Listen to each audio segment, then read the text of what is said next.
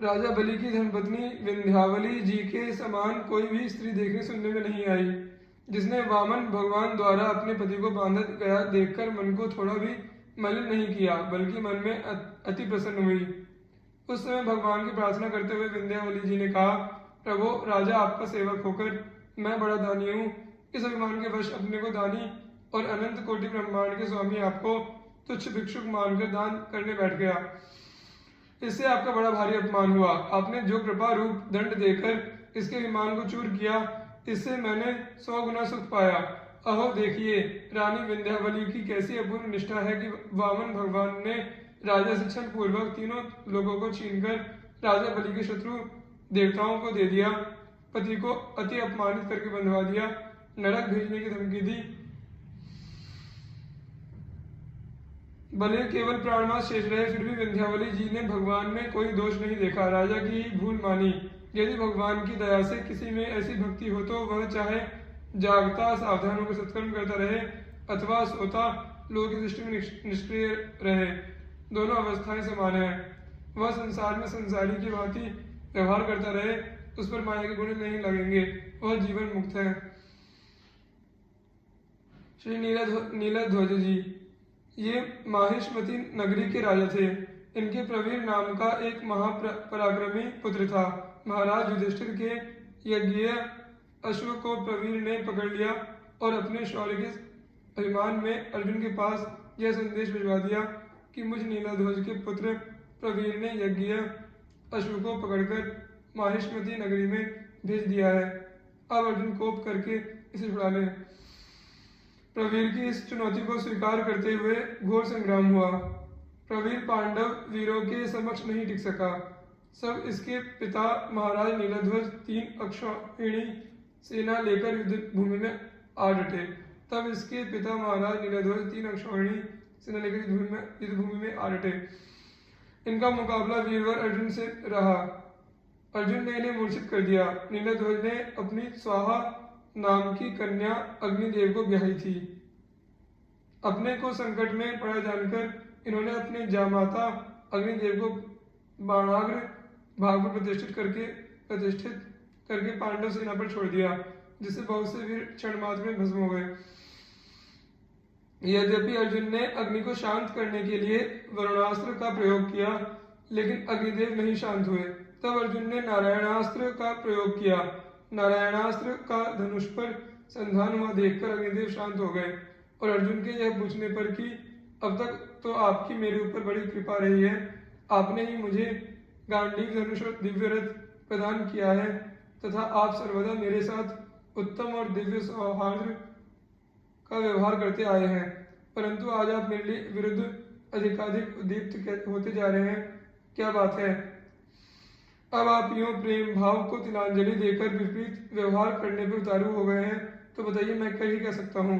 अग्निदेव ने कहा, धनंजय, यदि तुम कमलनयन श्री कृष्ण के समीप रहने पर भी अश्वमेध यज्ञ द्वारा युधिष्ठिर को पवित्र करना चाहते हो, तो उन श्री हरि के बिना यज्ञ देवता अथवा मंत्र कोई भी उन्हें पवित्र करने में समर्थ नहीं है।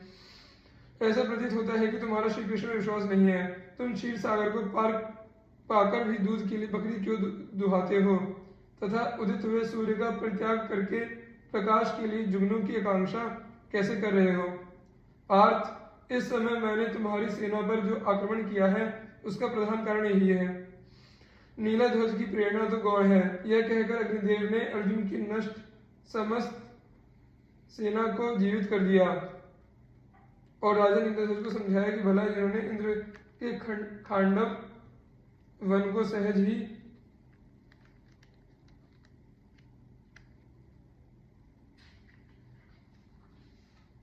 जलाकर भस्म कर दिया। जो श्री कृष्ण के अंतरंग सखा है उन्हें कौन हरा सकता है? अतः आप उनका यह यज्ञ अश्व वापस करके उनसे मित्रता कर लो, जिससे आपका कल्याण हो।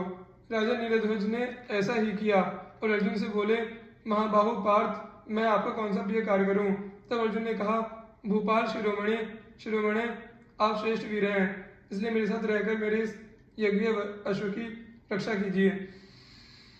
राजा नीलध्वज तथास्तु कहकर राज्य अपने पुत्र प्रवीर को सौंपकर अर्जुन के साथ हो लिए। और अश्व रक्षा में अपने अद्भुत पराक्रम का परिचय दिया। अर्जुन के द्वारा राजा नीलध्वज जी की बढ़ाई सुनकर भगवान श्री कृष्ण ने बड़े प्रेम से इनका गाढ़ आलिंगन किया। भक्त मयूरध्वज एवं ताम्रध्वज। द्वापर के अंत में रत्नपुर के अधिपति महाराज मयूरध्वज एक बहुत बड़े धर्मात्मा तथा भगवत भक्त संत हो गए हैं। इनकी धर्मशीलता, प्रजावत्सलता एवं भगवान के प्रति स्वाभाविक अनुराग अतुलनीय ही था। इन्होंने भगवत प्रीत्यर्थ अनेकों बड़े बड़े यज्ञ किए थे, करते ही रहते थे। एक बार इनका अश्वमेध का घोड़ा छूटा हुआ था और उसके साथ इनके वीर पुत्र ताम्रध्वज तथा प्रधान मंत्री सेना के साथ रक्षा करते घूम रहे थे। उधर उन्हीं दिनों धर्मराज युधिष्ठिर का भी अश्वमेध यज्ञ चल रहा था और उनके घोड़े के रक्षक रूप में अर्जुन और उनके सारथी स्वयं भगवान श्री कृष्ण साथ थे। मणिपुर में दोनों की मुठभेड़ हो गई। उन दिनों भगवान के सारथ्य और अनेकों वीरों पर विजय प्राप्त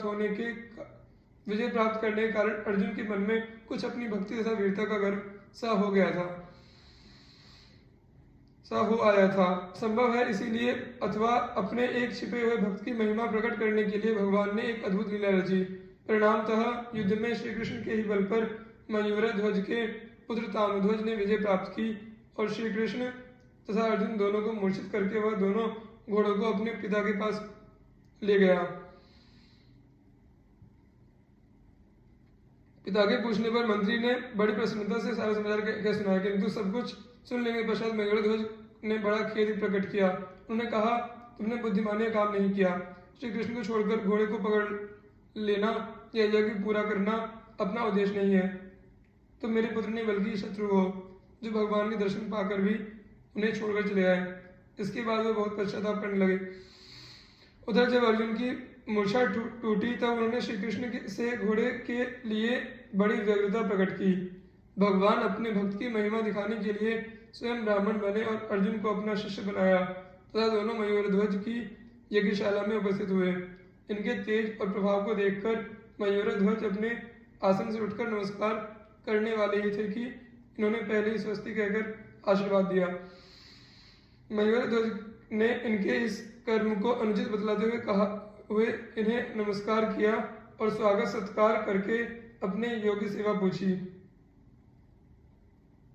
ब्राह्मण वेशधारी भगवान ने अपनी इच्छित वस्तु लेने की प्रतिज्ञा कराकर बतलाया, मैं अपने पुत्र के साथ इधर आ रहा था कि मार्ग में एक सिंह मिला और उसने मेरे पुत्र को खाना चाहा।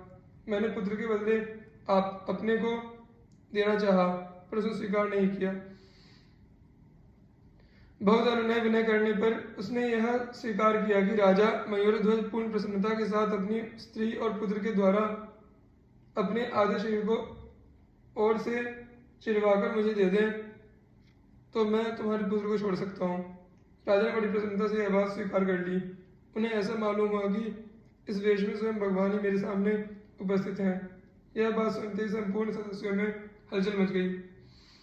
साध्वी रानी ने अपने को उनका आधा शरीर बताकर देना चाहा, पर भगवान ने दाहिने अंश की आवश्यकता बतलाई। पुत्र ने भी अपने को पिता की प्रतिमूर्ति बताकर सिंह का ग्रास बनने की इच्छा प्रकट की, पर भगवान ने उसके द्वारा चीरे जाने की बात कहकर उसकी प्रार्थना भी अस्वीकार कर दी।